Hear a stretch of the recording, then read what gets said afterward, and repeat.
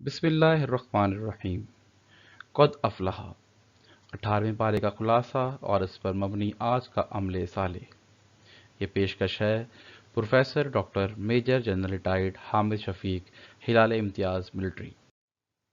اس پارے میں 3 حصے ہیں: سورہ مومنون، سورہ نور اور سورہ فرقان کا ابتدائی حصہ۔ سورہ مومنون میں 7 باتیں یہ ہیں: استحقاق جنت کی 7 صفات، تخلیق انسان کے 9 مراحل، توحید، انبیاء کے قصے، نیک لوگوں کی 4 صفات، نہ ماننے والوں کے انکار کی اصل وجہ، قیامت، استحقاق جنت کی 7 صفات، ایمان، نماز بخشوع، اعراض عن اللغو، زکوٰۃ، پاک دامنی، امانت داری، نمازوں کی حفاظت۔ تخلیق انسان کے 9 مراحل: مٹی، منی، جمع ہوا خون، لوتڑا، ہڈی، گوشت کا لباس، انسان، موت، دوبارہ زندگی۔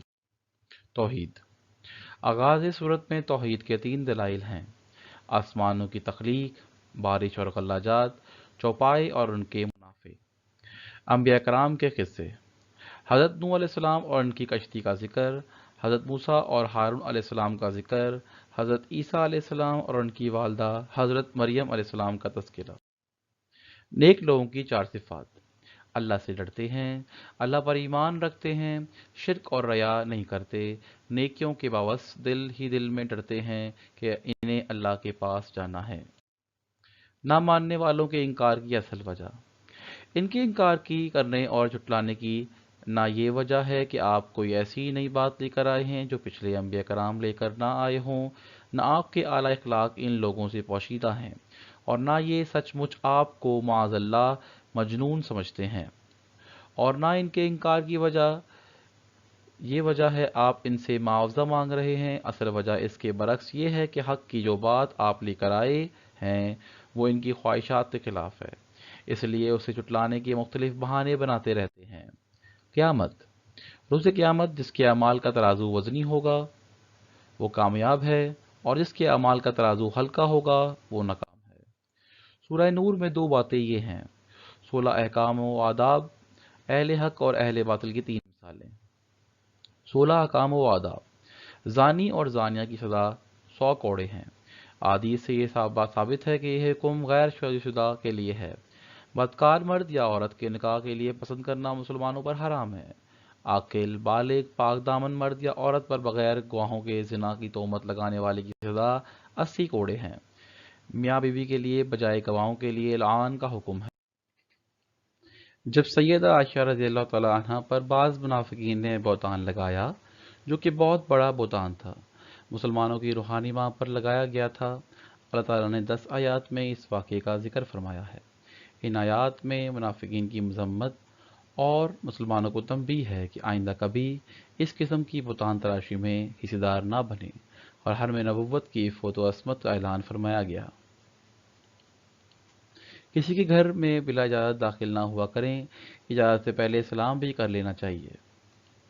آنکھوں اور شرمگاہوں کی حفاظت کریں۔ نکاح کی ترغیب: جو غلام یا باندی کچھ روپیہ پیسہ ادا کر کے آزادی حاصل کرنا چاہتے ہیں، ان کے ساتھ یہ معاہدہ کر لیا کریں۔ باندیوں کو اجرت کے بدلے زنا پر مجبور نہ کریں۔ چھوٹے بچوں اور گھر میں رہنے والے غلاموں اور باندیوں کو حکم ہے کہ اگر وہ نماز فجر سے پہلے، دوپہر کے قلولے کے وقت اور نماز عشاء کے بعد تمہارے خلوت والے کمرے میں داخل ہوں تو اجازت لے کر داخل ہوں، کیونکہ ان 3 اوقات میں عام طور پر عمومی استعمال کا لباس اتار کر نیند کا لباس پہن لیا جاتا ہے۔ بچے جب بالغ ہو جائیں تو دوسرے بالغ افراد کی طرح ان پر بھی لازم ہے کہ جب وہ گھر آئیں تو اجازت لے کر یا کسی بھی طریقے سے اپنی آمد کی اطلاع دے کر آئیں۔ وہ عورتیں جو بہت بوڑھی ہو جائیں اور نکاح کی عمر سے گزر جائیں، اگر وہ پردے کے ظاہری کپڑے اتار دیں تو اس میں کوئی حرج نہیں۔ گھر میں داخل ہو کر گھر والوں کو سلام کریں۔ اجازت کے بغیر اجتماعی مجلس سے نہ اٹھیں۔ اللہ کے رسول کو ایسے نہ پکاریں جیسے آپس میں ایک دوسرے کو پکارتے ہیں۔ اہل حق اور اہل باطل کی 3 مثالیں۔ پہلی مثال میں مومن کے دل کے نور کو اس چراغ کے نور کے ساتھ تشبیہ دی گئی ہے جو صاف شفاف شیشے سے بنی ہوئی کسی قندیل میں ہو، اور اس قندیل کو کسی تاکچے میں رکھ دیا جائے تاکہ اس کا نور معین جہت میں ہی میں رہے جہاں اس کی ضرورت ہے۔ اس چراغ میں جو تیل ہے استعمال ہوا ہے وہ تیل زیتون کے مخصوص درخت سے حاصل شدہ ہے۔ اس تیل میں ایسی چمک ہے کہ بغیر آگ دکھائے ہی چمکتا دکھائی دیتا ہے۔ یہی حال مومن کا دل کا ہے، وہ حصول علم سے قبل ہی ہدایت پر عمل پیرا ہوتا ہے، پھر جب علم آ جائے تو نور علی نور کی صورت ہو جاتی ہے۔ دوسری مثال اہل باطل کے اعمال کی ہے جنہیں وہ اچھا سمجھتے تھے۔ فرمایا کہ ان کی مثال سراب جیسی ہے، جیسے پیاسا شخص دور سے سراب کو پانی سمجھ بیٹھتا ہے، لیکن جب قریب آتا ہے تو وہاں پانی کا نام و نشان بھی نہیں ہوتا۔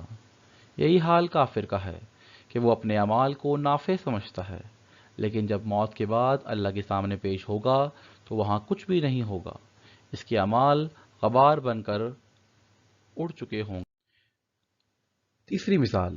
تیسری مثال میں ان کے عقائد کو سمندر کی تہ بتہ تاریکیوں کے ساتھ تشبیہ دی گئی ہے، جہاں انسان کو اور تو اور اپنے ہاتھ تک دکھائی نہیں دیتا۔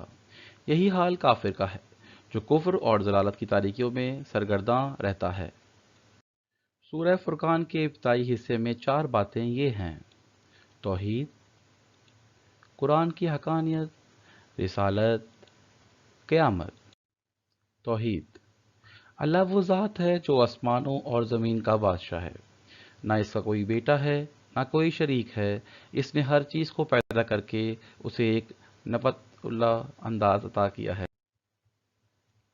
قرآن کی حقانیت: کافروں کی قرآن کے بارے میں 2 قسم کی غلط بیانیاں ذکر کی ہیں۔ یہ محمد صلی اللہ علیہ وسلم کا افتراء اور اپنی تخلیق ہے جس میں کچھ دوسرے لوگوں کا تعاون کیا ہے۔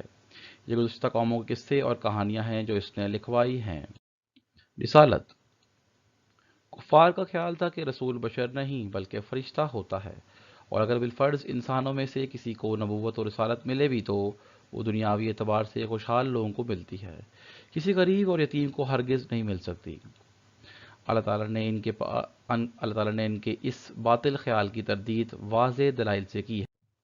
قیامت: روز قیامت کافروں کے معبود ان باطلہ سے اللہ تعالیٰ پوچھیں گے کیا کہ تم نے میرے ان بندوں کو بہکایا تھا یا یہ راستے سے خود بھٹکے تھے؟